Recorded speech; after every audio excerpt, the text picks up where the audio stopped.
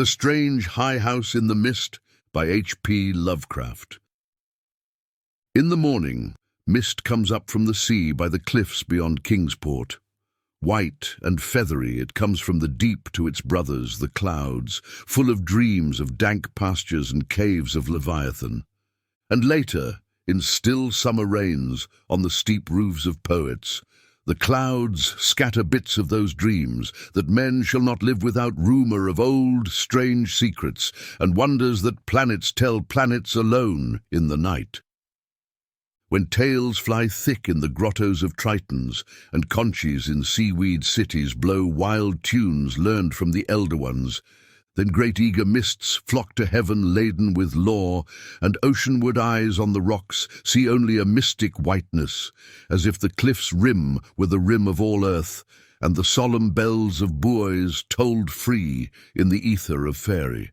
Now north of archaic Kingsport, the crags climb lofty and curious, terrace on terrace, till the northernmost hangs in the sky like a grey, frozen wind cloud. Alone it is, a bleak point jutting in limitless space, for there the coast turns sharp, where the great miskatonic pours out of the plains past Arkham, bringing woodland legends and little quaint memories of New England's hills. The sea folk in Kingsport look up at that cliff, as other sea folk look up at the pole star and time the night's watches by the way it hides or shows the Great Bear, Cassiopeia, and the dragon. Among them it is one with the firmament, and truly it is hidden from them when the mist hides the stars or the sun. Some of the cliffs they love, as that whose grotesque profile they call Father Neptune, or that whose pillared steps they term the causeway. But this one they fear, because it is so near the sky. The Portuguese sailors coming in from a voyage cross themselves when they first see it, and the old Yankees believe it would be a much graver matter than death to climb it, if indeed that were possible. Nevertheless, there is an ancient house on that cliff, and at evening men see lights in the small-paned windows. The ancient house has always been there, and people say one dwells therein who talks with the morning mists that come up from the deep, and perhaps sees singular things oceanward at those times when the cliff's rim becomes the rim of all earth, and solemn buoys toll free in the white aether of faery. This they tell from hearsay, for that forbidding crag is always unvisited, and natives dislike to train telescopes on it. Summer boarders have indeed scanned it with jaunty binoculars, but have never seen more than the grey primeval roof, peaked and shingled, whose eaves come nearly to the grey foundations, and the dim yellow light of the little windows peeping out from under those eaves in the dusk. These summer people do not believe that the same one has lived in the ancient house for hundreds of years, but cannot prove their heresy to any real Kingsporter. Even the terrible old man, who talks to leaden pendulums in bottles, buys groceries with centuried Spanish gold, and keeps stone idols in the yard of his antediluvian cottage in Water Street, can only say these things were the same when his grandfather was a boy. And that must have been inconceivable ages ago, when Belcher or Shirley or Pownall or Bernard was governor of His Majesty's province of the Massachusetts Bay. Then one summer there came a philosopher into Kingsport. His name was Thomas Olney, and he taught ponderous things in a college by Narragansett Bay. With stout wife and romping children he came, and his eyes were weary with seeing the same things for many years and thinking the same well-disciplined thoughts. He looked at the mists from the diadem of Father Neptune and tried to walk into their white world of mystery along the Titan steps of the causeway. Morning after morning he would lie on the cliffs and look over the world's rim at the cryptical ether beyond, listening to spectral bells and the wild cries of what might have been gulls. Then, when the mist would lift and the sea stand out prosy with the smoke of steamers, he would sigh and descend to the town, where he loved to thread the narrow olden lanes up and down hill, and study the crazy tottering gables and odd-pillared doorways which had sheltered so many generations of sturdy sea folk. And he even talked with the terrible old man, who was not fond of strangers, and was invited into his fearsomely archaic cottage, where low ceilings and wormy panelling hear the echoes of disquieting soliloquies in the dark, small hours. Of course, it was inevitable that Olney should mark the grey, unvisited cottage in the sky, on that sinister northward crag, which is one with the mists and the firmament. Always over Kingsport it hung, and always its mystery sounded in whispers through Kingsport's crooked alleys. The terrible old man wheezed a tale that his father had told him, of lightning that shot one night up from that peaked cottage to the clouds of higher heaven.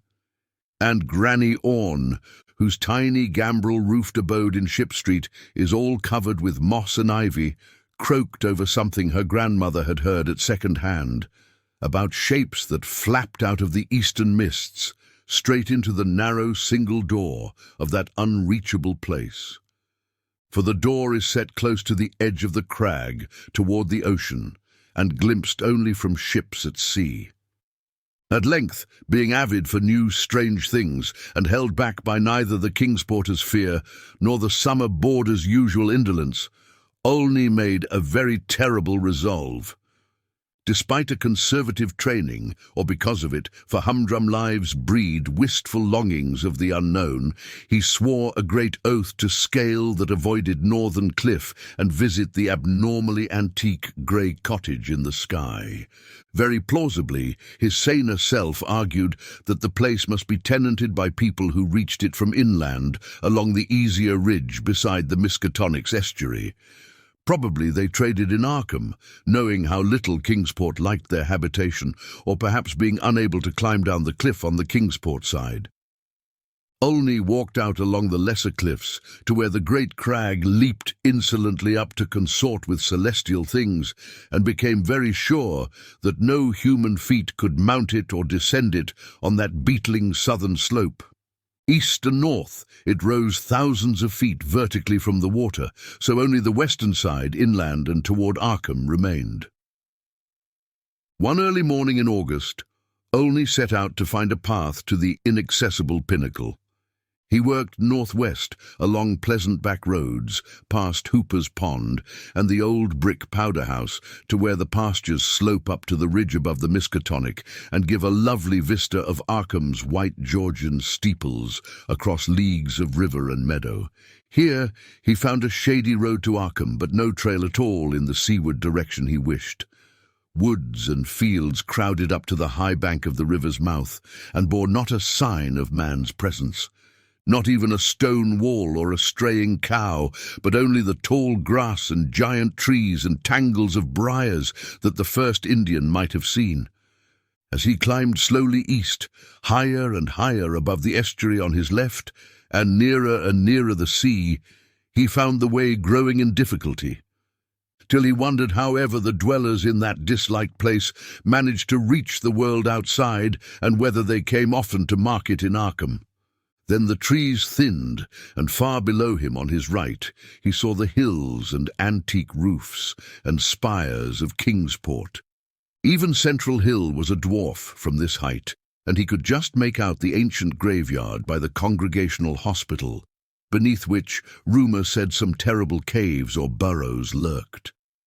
Ahead lay sparse grass and scrub blueberry bushes, and beyond them the naked rock of the crag and the thin peak of the dreaded grey cottage. Now the ridge narrowed, and Olney grew dizzy at his loneness in the sky. South of him, the frightful precipice above Kingsport. North of him, the vertical drop of nearly a mile to the river's mouth. Suddenly a great chasm opened before him, 10 feet deep, so that he had to let himself down by his hands and drop to a slanting floor, and then crawl perilously up a natural defile in the opposite wall. So this was the way the folk of the uncanny house journeyed betwixt earth and sky.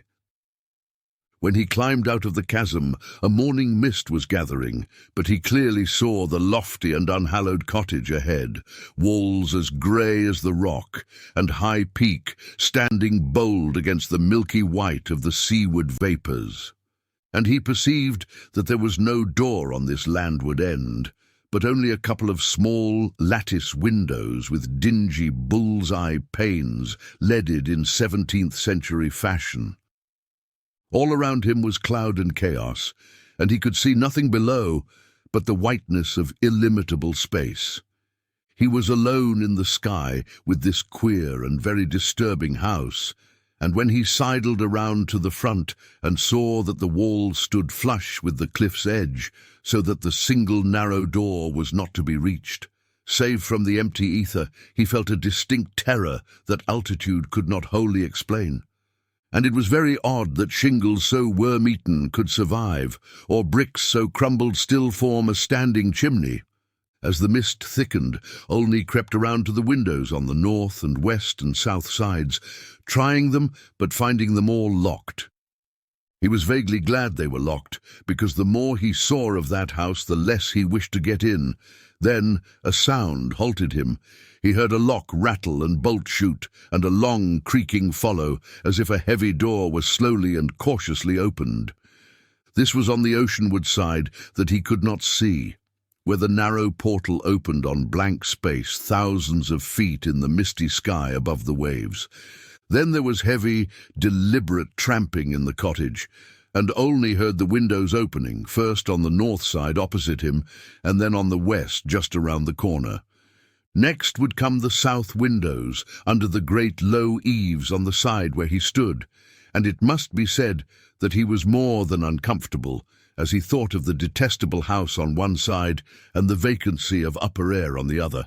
When a fumbling came in the nearer casements, he crept around to the west again, flattening himself against the wall beside the now opened windows.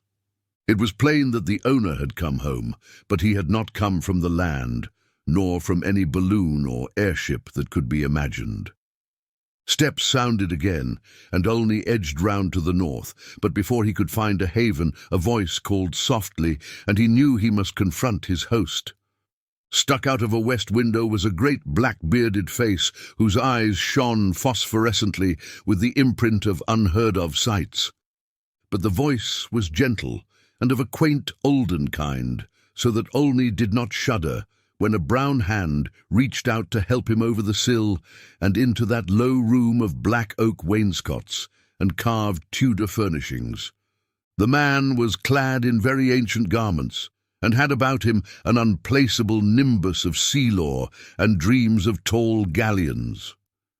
Olney does not recall many of the wonders he told, or even who he was, but says that he was strange and kindly, and filled with the magic of unfathomed voids of time and space.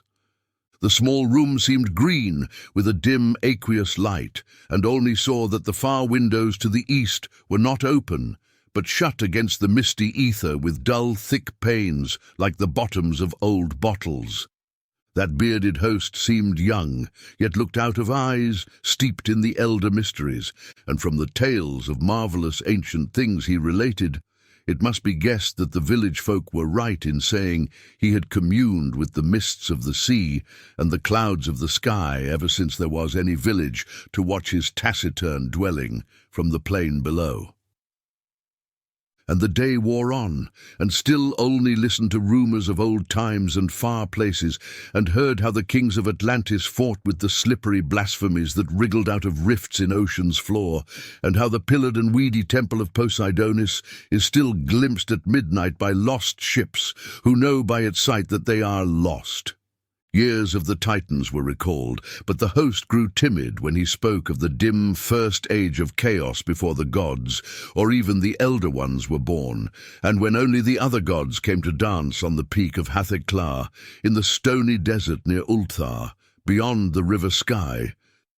It was at this point that there came a knocking on the door, that ancient door of nail-studded oak, beyond which lay only the abyss of white cloud. Olney started in fright, but the bearded man motioned him to be still, and tiptoed to the door to look out through a very small peephole. What he saw he did not like, so pressed his fingers to his lips and tiptoed around to shut and lock all the windows before returning to the ancient settle beside his guest. Then Olney saw lingering against the translucent squares of each of the little dim windows, in succession, a queer black outline, as the caller moved inquisitively about before leaving, and he was glad his host had not answered the knocking. For there are strange objects in the great abyss, and the seeker of dreams must take care not to stir up or meet the wrong ones. Then the shadows began to gather, first little furtive ones under the table, and then bolder ones in the dark panelled corners. And the bearded man made enigmatical gestures of prayer, and lit tall candles in curiously wrought brass candlesticks. Frequently he would glance at the door as if he expected someone, and at length his glance seemed answered by a singular rapping which must have followed some very ancient and secret code. This time he did not even glance through the peephole, but swung the great oak bar and shot the bolt, unlatching the heavy door and flinging it wide to the stars and the mist. And then to the sound of obscure harmonies there floated into that room from the deep all the dreams and memories of earth's sunken mighty ones. And golden flames played about weedy locks, so that Olney was dazzled as he did them homage. Trident-bearing Neptune was there, and sportive tritons and fantastic nereids, and upon dolphins' backs was balanced a vast crenulate shell, wherein rode the grey and awful form of primal Nodens, lord of the great abyss. And the conches of the tritons gave weird blasts, and the nereids made strange sounds by striking on the grotesque, resonant shells of unknown lurkers in black sea caves. Then hoary Nodens reached forth a wizened hand and helped Olney and his host into the vast shell, whereat the conches and the gongs set up a wild and awesome clamour. And out into the limitless ether reeled that fabulous train, the noise of whose shouting was lost in the echoes of thunder. All night in Kingsport they watched that lofty cliff when the storm and the mists gave them glimpses of it. And when toward the small hours the little dim windows went dark, they whispered of dread and disaster. And Olney's children and stout wife prayed to the bland proper god of Baptists and hoped that the traveller would borrow an umbrella and rubbers unless the rain stopped by morning. Then dawn swam, dripping and mist-wreathed out of the sea, and the buoys tolled, solemn in vortices of white aether. And at noon elfin horns rang over the ocean as Olney, dry and light-footed, climbed down from the cliffs to antique Kingsport with the look of far places in his eyes. He could not recall what he had dreamed in the sky-perched hut of that still nameless hermit, or say how he had crept down that crag, untraversed by other feet. Nor could he talk of these matters at all, save with the terrible old man, who afterward mumbled queer things in his long white beard, vowing that the man who came down from that crag was not wholly the man who went up, and that somewhere under that grey-peaked roof, or amidst inconceivable reaches of that sinister white mist, there lingered still the lost spirit of him who was Thomas Olney. And ever since that hour, through dull dragging years of greyness and weariness, the philosopher has laboured and eaten and slept and done, uncomplaining the suitable deeds of a citizen. Not any more does he long for the magic of farther hills, or sigh for secrets that peer like green reefs from a bottomless sea. The sameness of his days no longer gives him sorrow, and well-disciplined thoughts have grown enough for his imagination.